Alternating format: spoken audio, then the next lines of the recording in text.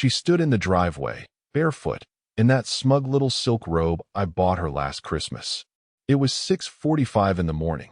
Birds were chirping, the air smelled like dew and cut grass, and Clara was sipping an oat milk latte while the Tesla she bought with my credit card pulled up quietly in front of her like a damn loyal dog.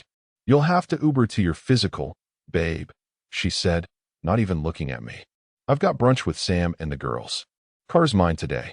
She didn't even ask. That was the part that drilled straight into my spine. I just blinked, standing there in my scrubs, gym bag in one hand, keys in the other, like a backup dancer in the play of my own life. And she walked around that Tesla like it was her trophy, like I was nothing. But let me rewind for a second. Just 3 weeks ago, Clara was still waking up next to me, whispering half asleep, good mornings, and complaining about traffic in her beat-up Civic. I was the one who told her to hang in there, that things would get better, that the promotion she wanted would come.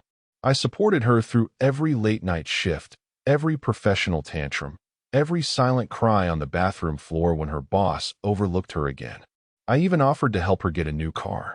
That was the last night she touched me like she meant it. The next morning, she was on her phone more than usual, smiling at texts she didn't want to show me, hiding her screen like a teenager. I noticed, of course, but I didn't ask.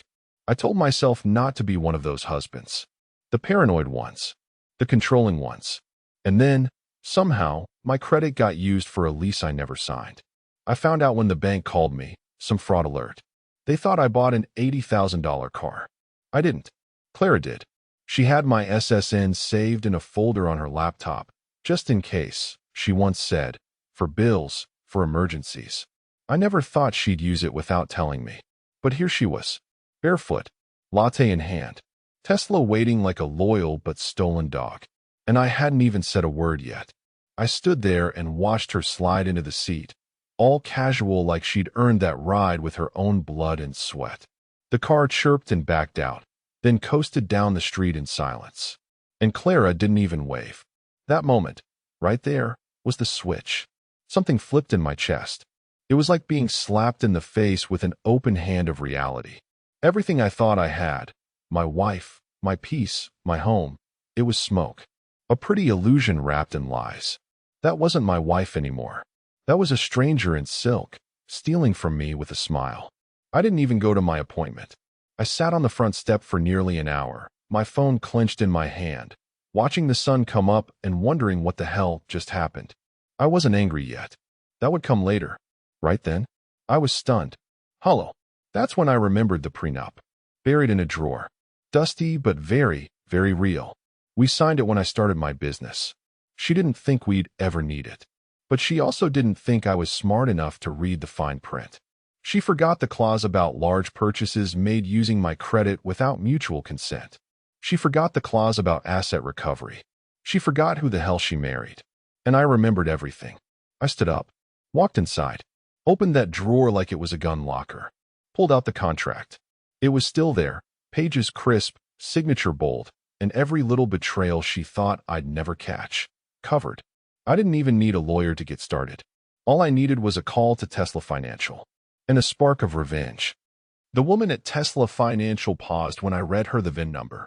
By the time Clara got home that evening, I was in full control of the chessboard, every piece in place, every trap baited with precision. But I didn't let on. I greeted her like nothing had changed. Same old worn-out husband smile. Same half-hug. Same question I always asked. How was brunch?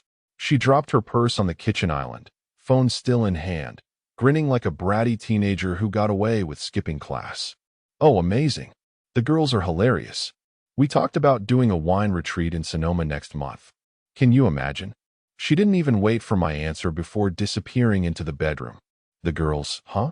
I just stood there, watching her back as she disappeared down the hallway, completely unaware that the car she'd stolen with my credit was no longer hers.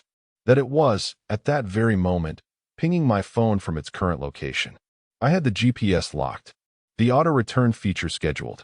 The Tesla would come home tomorrow morning at 7:30 sharp, like a well-trained dog that suddenly remembered who its real master was. I was tempted to say something, to confront her. But no, not yet. I wanted her to feel it first. I wanted her to wake up, stretch, yawn, reach for her keys, and walk outside into a perfectly empty driveway. I wanted silence to answer her confusion, and I wanted her to look at me and know.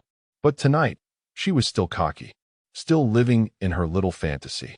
She showered, spritzed herself with that overpriced perfume I bought last Valentine's Day, and came out wearing my old college hoodie like some kind of sick trophy. The same hoodie she used to sleep in when she actually loved me. Now it was a costume, a camouflage for a heart that belonged to someone else. She flopped down on the couch next to me with a glass of wine like we were still a couple, scrolling through her phone, smirking at texts she didn't want me to see. I glanced over once, just once, and caught the name Sam Yellowheart light up the screen. She tilted it away like a guilty teenager. Her smirk didn't falter. That was when I knew. She wasn't just cheating. She was enjoying it, living off me, laughing with him, probably sending him photos from my bed. God knows what she did in that hotel she visited while telling me she was working late.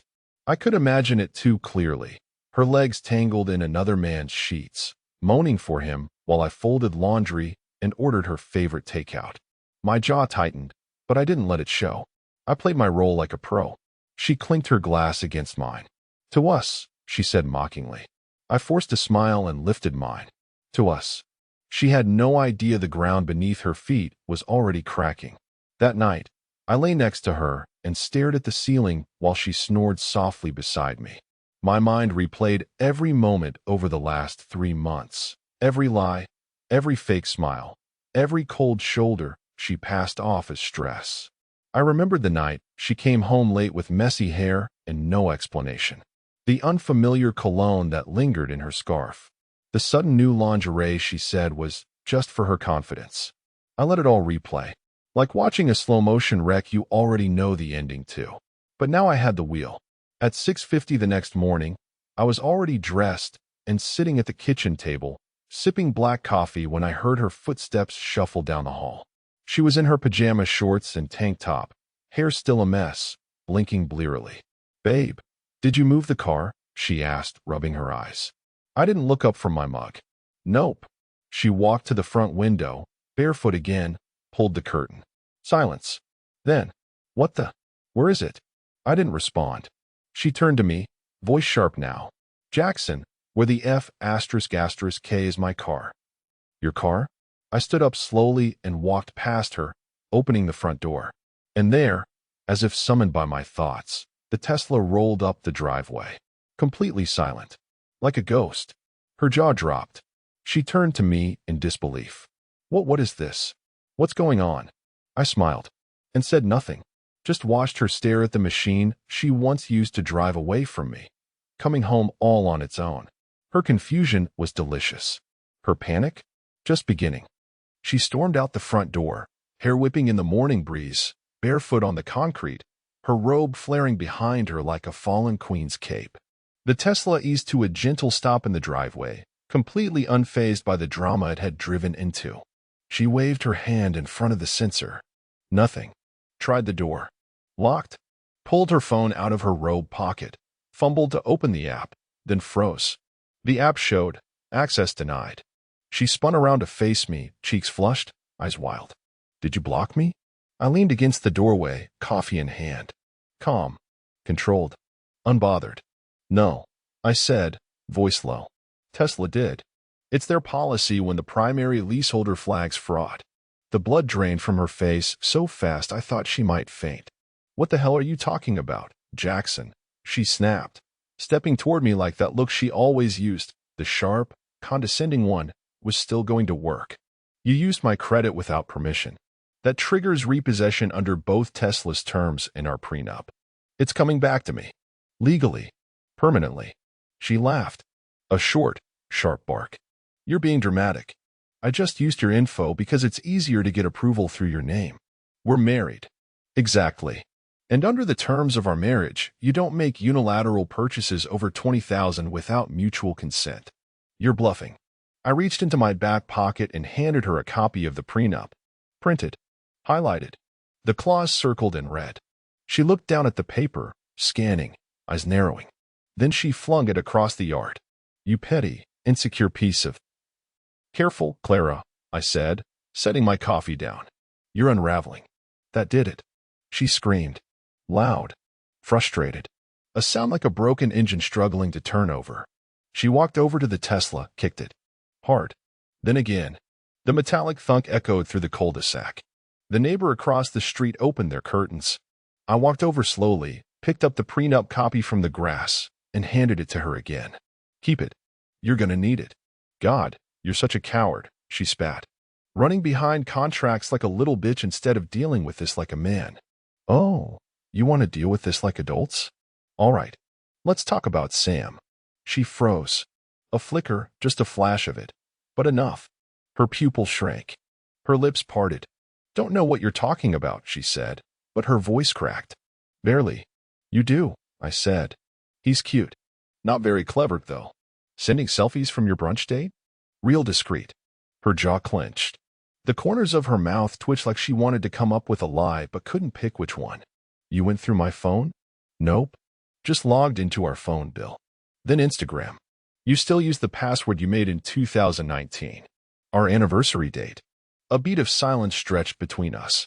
The wind picked up, carrying the last of her delusions with it. You don't know anything, she muttered. You're just bitter. You've always been boring and predictable, and now you're scared. No. I'm done being quiet. I turned, walked into the house, and left her standing there, barefoot in the driveway, robe flapping, facing the car she thought made her untouchable. Let her stew in it. I had more to set in motion. Because the Tesla was only the beginning. She didn't come inside for almost an hour. I sat in the living room, laptop open, finishing the last batch of emails before work, while Clara paced the driveway like a lioness in a shrinking cage. She kept staring at the car like it was going to change its mind. Like it might suddenly open the door and beg her forgiveness. It didn't. The Tesla just sat there. Silent. Obedient. Mine. When she finally did walk through the front door, she didn't say a word. No storming. No screaming. Just quiet. Sharp steps down the hallway, straight into the bedroom, door slammed. Lock clicked. Like a teenager throwing a tantrum in the middle of a grounded weekend. I didn't follow. I gave her the space she thought she wanted. But while she sulked in silk, I kept moving. Because the moment she stepped outside this marriage with her lies and her fake smiles and her sneaky brunches with Sam Yellowheart, she made one fatal mistake. She underestimated the man who built her world. I wasn't done. Not by a long shot. While she was busy putting filters on hotel room selfies and pretending to be single on Instagram, I've been laying foundation under every brick she thought was hers. The house? Mine. In my name. Deed filed before we were even engaged. The furniture? All purchased before the wedding. Prenup secured assets. And the bank accounts? That's where it got interesting. See, Clara never noticed the second account I opened last year. The one I fed slowly, bit by bit, every freelance contract, every bonus, every untaxed Venmo transfer from side gigs. I never touched our joint money for my real savings. That was her playground. I left it for bills, groceries, things she could see, things she could track. But the other account? That one was mine. And it was stacked. So when I walked into the bank that afternoon and closed the joint checking account, transferring every last cent of my salary into the protected one, it wasn't even a challenge. Just a signature and a polite nod from the teller. She wouldn't notice until rent was due. And then the second wave of chaos would hit. When I got home, the bedroom door was open again. She was sitting on the bed, staring at the floor, arms folded, as if she was the victim. As if I had done something to her. You done throwing your tantrum? I asked, setting my keys on the table. She didn't answer right away. Then, you embarrassed me. I laughed. Actually laughed. A full, genuine, what a joke laugh. You embarrassed yourself, Clara. You stole from me, lied to my face, and played house with some cubicle clown while living off my dime. I just returned the favor with style. You're acting like some vindictive psycho. No. I'm acting like a man who finally grew a spine. She stood up then. Chin high. Eyes cold. If you think you can just cut me out like I'm some side character in your revenge fantasy. You already did that to yourself, Clara. Silence again. Thick. Suffocating.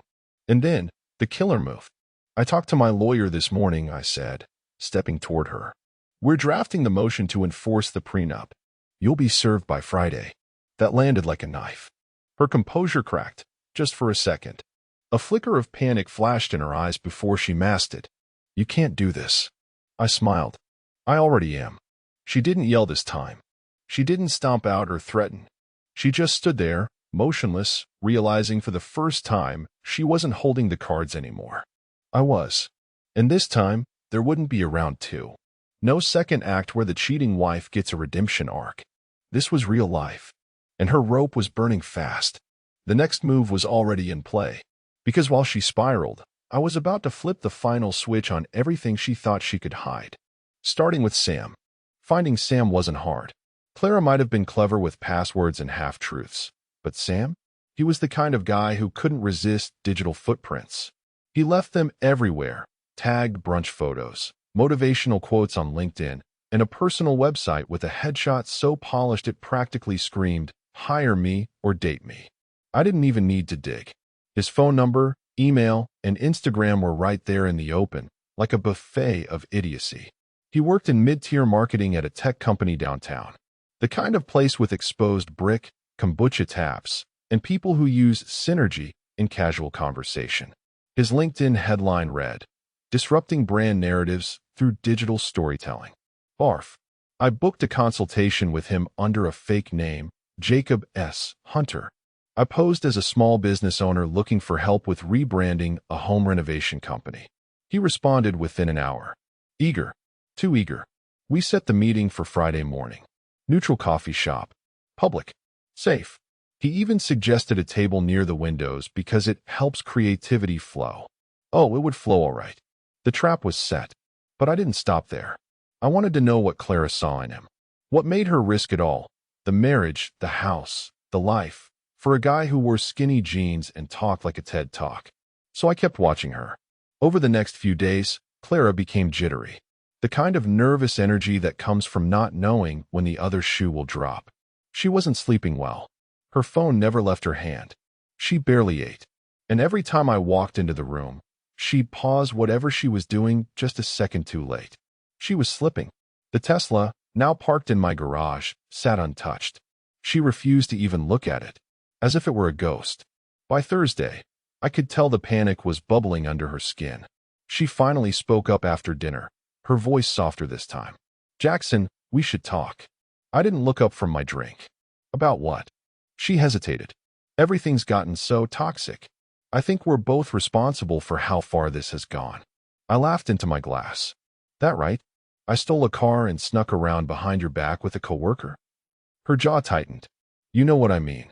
I set the glass down slowly. "I don't think you know what you mean, Clara. But please, go ahead. Explain what we did wrong." Silence. No answer. Because there wasn't one. She was trying to pivot. Reframe it. Gaslight her way into an easier exit. And maybe, just maybe, keep some of the perks in the divorce. But she didn't realize I was already 10 steps ahead. When she finally gave up trying to talk, she retreated to the bedroom again, slamming the door a little too hard. I heard the lock click. Then I heard her on the phone, whispering. I already knew who she was calling. I waited until midnight to check the phone records again. 38 minutes. All to Sam. Probably warning him. Telling him something was up. Maybe asking him to lie if I reached out. Poor guy had no idea he was about to walk into a buzzsaw. Friday came fast. I dressed clean, business casual. Calm, calculated. I arrived early, picked a corner seat at the cafe, and waited. Sam walked in 10 minutes late. Exactly as expected. Khakis, button-down, smug smile. Trying too hard to look relaxed. He spotted me and walked over, hand extended. "Jacob, right?" "Sam Hastings." "Great to finally meet." I shook his hand. Firm. No smile. Just enough eye contact to let him know this wasn't a friendly coffee. He sat down and pulled out his tablet. "So, tell me a bit about your brand. What kind of messaging are you aiming for?" I let the silence hang. Then I said, "You know, I lied. I'm not Jacob. I'm Jackson Reeve, Clara's husband." He blinked. Eyes darted around like maybe he was on a hidden camera show. Then he exhaled, slow, and leaned back in the chair. "Well," he muttered, "that's unexpected. Not as unexpected as finding out your girlfriend is married and living in my house." He didn't say anything, just looked at me. calculating, probably wondering how much I knew, how much I'd seen, whether I was dangerous or just broken. Look, he finally said, trying for that calm, detached tone. I didn't know it was that serious. She told me you were basically separated, living like roommates. She said it was over. I smirked. Of course she did. But you still crept around. You still sent her to hotel rooms. You still played house while I was working to keep her fed. He didn't flinch.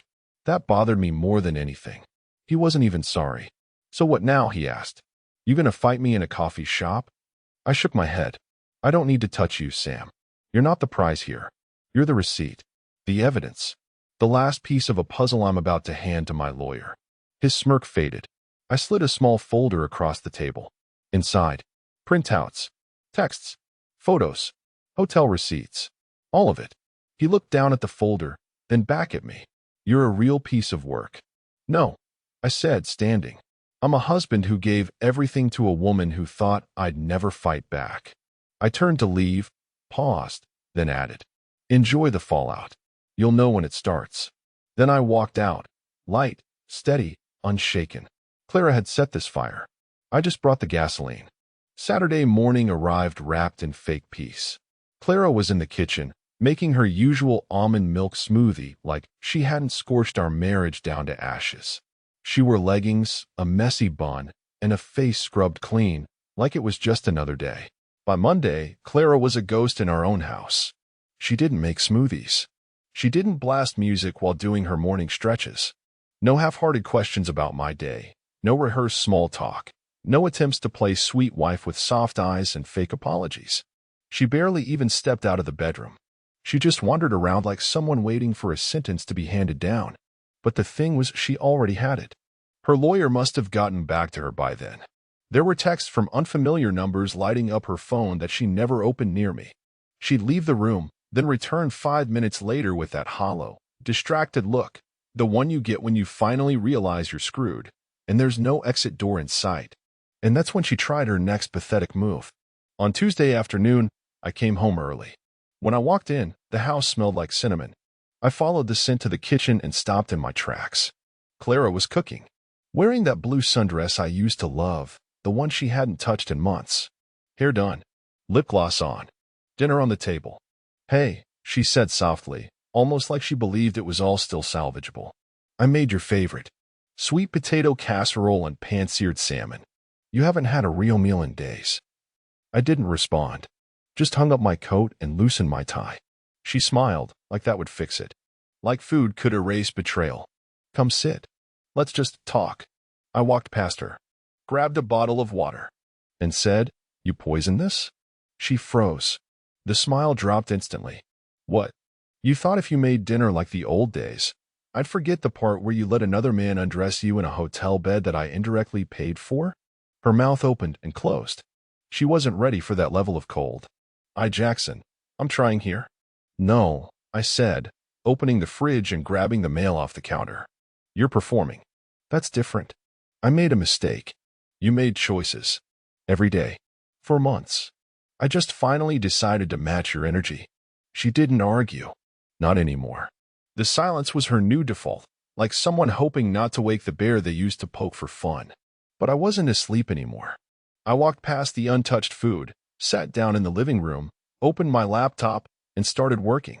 Like she wasn't even there. And that shattered her more than any screaming match ever could. That night, I heard her crying in the bathroom. Quiet, strangled sobs through the door. Not guilt, fear. Panic. She had finally done the math and realized how far the numbers didn't add up. The prenup made it near impossible for her to claim anything. Her side accounts? Frozen. The Tesla? Gone. Her social presence? Muted, locked down to private, probably already flagged in her circles after my quiet little PR maneuver. Because yes, there was a PR maneuver. She didn't know it yet, but I had sent Sam a cease and desist letter with a subtle but pointed clause. If any personal or intimate details involving Clara surfaced publicly, posts, stories, leaks, I would pursue civil damages. And I made sure to CC her workplace's compliance officer when I sent it. That wasn't petty. That was strategic warfare. And the next day, the real blow landed. She received a letter. Certified mail. I knew what it was. Her job had opened an internal review. Conflict of interest. Office relationship. Violation of ethics policy. Apparently, Sam wasn't just her brunch buddy. He was technically her subordinate. And guess who anonymously forwarded screenshots of their hotel reservation, tagged with matching timestamps from her work login? I did. When she opened the letter and scanned the first paragraph, she dropped it. Literally dropped it. Paper fluttered to the floor. Her hand went in her mouth like she'd just watched someone get hit by a car. "You did this," she whispered. I didn't even turn around. Just kept typing. "You're trying to destroy me." "No, Clara," I said, calmly. "You destroyed yourself. I just handed out the mirrors." She stared at me like I was a stranger. And for once, finally, she was right. The man who used to love her? He was gone. And the one standing in his place was building something much, much colder. Because her descent had only just begun. And I wasn't even close to finished. She moved out on a Thursday. Not with grace. Not with tears and apologies. No suitcase dragging behind her like some quiet act of surrender. No final "I'm sorry." Just cardboard boxes and 3 trash bags of clothes, stuffed hastily and bitterly into the back of her friend Macy's Kia Soul. I didn't help. I sat on the porch, arms crossed, watching as she stomped back and forth across the lawn like she owned the damn place. Her chin was up, but her eyes were dead. There was no fire left, just that brittle kind of pride people wear when they're too ashamed to admit how badly they lost. She didn't speak to me directly, just barked at Macy about where to put things, tried to keep her voice steady, tried not to look at the windows, probably imagining what neighbors might be thinking. What her followers would say if they saw her now, hauling boxes out of a house that had never belonged to her in the first place. A week ago, she was posting brunch selfies with golden filters. Today, she was sweating through her overpriced yoga hoodie and dragging out a Target bin full of skincare she wouldn't be able to afford in 2 months. Funny how fast the tower falls when the bricks are fake. As she was loading the last box, her phone rang. She checked it, froze, then slowly turned toward me. "You called HR," she said, flat and low. I sipped my coffee. "No, I sent an email." Her jaw clenched. "They've suspended me. Pending investigation. You lied on compliance paperwork. Had an undisclosed relationship with a subordinate. Used PTO for hotel stays with that subordinate. Oh, and used joint marital funds to cover one of those stays. They're just following protocol." She stared at me like she was waiting for some crack in my voice. Some sign of regret. She didn't find one. "I hope you rot in this house alone," she hissed. I smiled. "I hope you read the part in the prenup that blocks alimony in cases of infidelity. Because from here on out, Clara, you pay your own damn bills." She didn't respond. Just got in the car, slammed the door, and peeled off like she was running from a fire she set herself. I watched her go. Felt nothing. No satisfaction. No grief. Just a long, clean silence. But the story wasn't done. Because Clara was messy. And messy people don't just vanish. That night, I got the notification. My home network flagged a login attempt from an unknown device. Password guess failed 3 times. I checked the IP. It was hers. She was trying to get into my emails, my bank, my cloud backups. I'd expected it. She was desperate. Cornered rats don't lie still, they claw. So I set the bait. Created a dummy login with a mirrored folder structure. Filled it with carefully selected documents labeled things like post-divorce settlement final and asset transfer schedule, personal accounts. Then I waited. Less than an hour later, the dummy account was accessed. Everything downloaded. All tracked. The moment I had that confirmation, I called my lawyer. By the following morning, a restraining order had been filed. Not for violence. Not for threats. But for digital intrusion. She had violated electronic privacy laws in the middle of an ongoing divorce. She was now under official investigation. And suddenly, it wasn't just her marriage crumbling. It was her record, her job, her online persona, her curated image of wellness and growth. All of it. I received a message that afternoon. A text from an unknown number. Short. Scared. "Please stop. Please. Can we talk?" I didn't reply. I forwarded it to my attorney. Let him handle it. I went for a walk. Cold air. Clean sky. The kind of silence you only get after a storm levels everything fake and rotten. This was no longer a fight. This was demolition. And I was holding the blueprint. Because Clara's spiral was still picking up speed, and I hadn't even pulled the last pin. Sunday morning came like a quiet reckoning. The house felt bigger without her. Cleaner. The air didn't reek of tension or perfume or whatever half-hearted yoga incense Clara used to burn when she needed the house to feel aligned.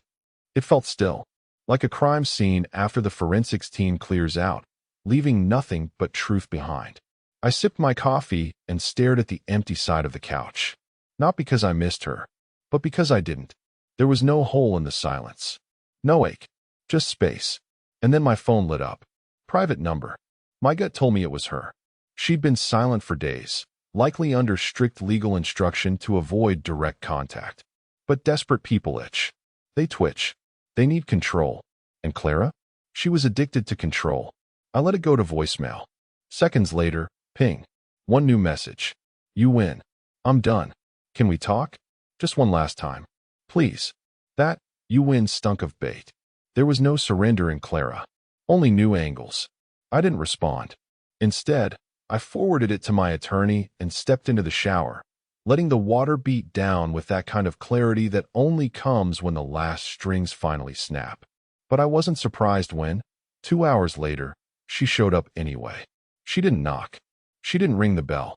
She just stood on the porch in a hoodie and sunglasses like someone trying to disappear into a character they weren't built to play. I opened the door slowly.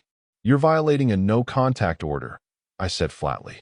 I haven't said anything, she replied, her voice sharp but quiet, like she was still trying to sound innocent while towing the legal line. I just needed to see you. One last time. I stepped outside and shut the door behind me. She flinched slightly at the sound, maybe realizing that even the door didn't belong to her anymore. I don't want a scene, I said. So make it fast. Her lip trembled, then curled, half fear, half anger. The two emotions she'd spent most of her life turning into manipulation. Why are you doing this? She asked. Why destroy everything? I made a mistake. You could have just divorced me and let it go. You made a choice, I replied. Every time you snuck out. Every time you lied to my face. Every time you smiled at me with his touch still on you. You're not a victim, Jackson, she hissed. You're cruel. Cold. You always have to control everything. No, I cut in. I just finally stopped letting you. She opened her mouth to yell, but a car rolled by slowly, and she paused. Adjusted her glasses. Composed herself. Her public image was still the only thing she truly worshipped. I'm being investigated now. Do you understand what that means for me? She whispered. My job is on the line. My career, my future. You lit the match, I said. Don't cry about the fire now. She stared at me like she was looking through glass, like she couldn't believe the reflection she saw. You loved me once, she muttered. Do you really hate me that much now? I paused, then shook my head. No. Hate would still mean I care. I just want you gone. Her mask finally cracked. Just a flicker. Her chin trembled before she turned away, blinking hard under the sunglasses. She took one step down, then stopped. There's more coming, she said. I know you. You're not done yet. I said nothing, because she was right. I wasn't. Not yet. She walked away slow but stiff, like her bones were filled with regret, but her pride wouldn't let her show it. She didn't look back. I didn't go inside. I just stood there, staring out at the street she used to vanish into on girls' nights and work emergencies. All lies, all part of the fantasy she built with fake words and hotel sheets. But the final piece wasn't revenge. It was exposure. And tomorrow, that last move would go live. A truth bomb so raw, so irreversible, it would make everything up to now look like foreplay. One final letter. One final reveal. Delivered not to her, but to everyone else. It hit on Monday morning. Not with a bang. Not with screaming or tears or broken glass. But with something far worse. Silence. Digital silence. Clara's phone didn't light up once. No messages. No buzzing from her Instagram. No flood of heart emojis or fake Girl Squad comments under her usual Monday motivational post. Because there was no post. Her account was gone. And it wasn't deleted by her. It was reported. Dozens of times. By people she used to smile with at brunch. By former coworkers. by women who followed her for empowerment and now scrolled through archived screenshots of hotel receipts, flirty texts, and quiet betrayals that were leaked anonymously by someone with access to a burner Reddit account and an irresistible title. Influencer Clara Reeve, cheating wife, corporate fraud, and the Tesla she stole. The post hit like a tidal wave. By noon, it had gone viral in every subreddit that loved a good downfall or /2 hot takes, or /work reform, even or /legal advice, where someone broke down every clause of our prenup like a courtroom roast. And then came the dominoes. First, the collab brands started pulling out. I knew because I set a Google alert on her name a week ago. One by one, those smiling pastel product pages unfollowed her. Gone. Poof. A year's worth of curated images and fake friendships and filtered smiles. Wiped. Then came her employer. She wasn't just under investigation anymore. She was terminated. Immediate release. No benefits. Internal breach of ethics. I hadn't needed to send that last email, but I did. And it included the Dropbox folder Sam had seen back in the coffee shop, except now it had grown. Hotel camera screenshots. Loyalty card timestamps. A brief audio clip she didn't know I had, her, in our bathroom, whispering on the phone. Yeah, he still has no idea. I could be screwing you in his bed and he'd thank me for folding his socks. Not anymore. Not ever again. By the time Clara figured it out, the internet had already drawn blood. Her name was on Twitter threads, reaction videos, and podcasts. Everyone had a take. Everyone had a theory. She wasn't a person anymore. She was content. She showed up again. Not at the house this time. She found me at my gym. I was mid-set. Bench pressing. Headphones in. Zoned out. She tapped my foot. I looked down. And there she was. No makeup. No sunglasses. No robe of performance or tone of superiority. Just a woman with nothing left. Please, she said. Make it stop. I took my time. Sat up. Pulled out my earbuds. She was crying now. Not pretty tears. The kind that shake your voice and make your nose run and your whole face look like it's melting. You made me into a joke, she whispered. I stared at her. No, Clara. You made you into a joke. I just put a spotlight on it. She shook her head, arms hugging herself like a freezing child. I've lost everything. No, I said calmly. You lost me. The rest? You gave away. She dropped to her knees right there, in front of the squat rack. I didn't think it would go this far. I thought you'd get angry, maybe take the car. I thought we'd fight, yell, and then move on. I leaned in, slow and quiet, so only she could hear. You humiliated me. You stole from me. You fed another man with my time, my money, my name. And then you looked me in the face every morning and pretended it was normal. She sobbed. Loud. Ugly. People were starting to glance over. Good. Let them watch. Let them see what the final unraveling looks like. You want it to stop? I said. Then walk away. Disappear. Change your name. Move. Because what you built, that fake little empire of filters and lies, it's gone. She stood up slowly, wiping her face, breathing hard. She looked around like she was lost, like the world had turned cold and unfamiliar. It had. Because now, for the first time in years, Clara Reeve had to face life without a script. No fans. No fallback. No control. And she had one part left to play. The ending, which I would deliver myself. Tomorrow. Tuesday. Final day. The sun rose slow, gold spilling across the driveway where Clara's Tesla used to sit like a crown she didn't earn. But today, there were no crowns. No keys. No desperate knocks on my door. Just silence. I sat at the kitchen table, sipping black coffee. Calm. Measured. One email queued, sitting in draft. The subject line read, Final settlement terms, Reeve versus Reeve confidential. Inside was everything. A PDF with the full breakdown of our marriage's death certificate, assets, dates, infidelities, and legal standings. The official resignation of a life built on fiction. I CC'd her lawyer. Blind copied mine. Included all the records. The prenup activation. The financial misconduct. The cease and desist for future slander. And one final offer. Take the remaining furniture and walk. No money. No claim to the house. No Tesla. No press. No countersuit. No more internet war. or contested in court and let discovery reveal every last detail she'd tried to bury. It was mercy dressed in ice. I had sinned. 5 minutes later, my phone lit up. Clara Reeve. Accepted. One word. No emoji. No punctuation. Just surrender. And with that, it was done. No courtroom drama. No drawn-out custody battles over furniture or fake apologies in front of a judge. Just a clean, signed acknowledgement that she was finished. Not just with me, but with the version of herself that thought she could play everyone and come out clean. I stepped outside, barefoot on the porch, warm mug in my hand, looking out at the quiet street that had once hidden so many secrets.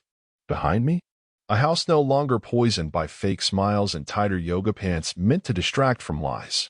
Ahead of me, peace. Real peace. I didn't smile. There was no victory lap. No champagne. This wasn't about winning. This was about reclaiming my name, my time, my dignity. Clara wouldn't recover her reputation. Not for a long time. Maybe never.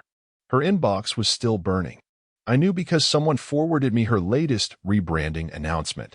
A half-hearted, passive-aggressive blog post where she blamed online harassment and toxic masculinity for her fall from grace. No one bought it. Because screenshots beat spin every time. I let it all go. Unfollowed. Blocked. Wiped the digital slate clean. Changed the locks. Painted the walls. Removed every framed photo that once made me doubt myself. I burned the hoodie she always stole from my closet. The one she wore when she snuck out in the middle of the night thinking I wouldn't know. She thought I'd fall apart. She didn't know who I was without her. But now, neither did I.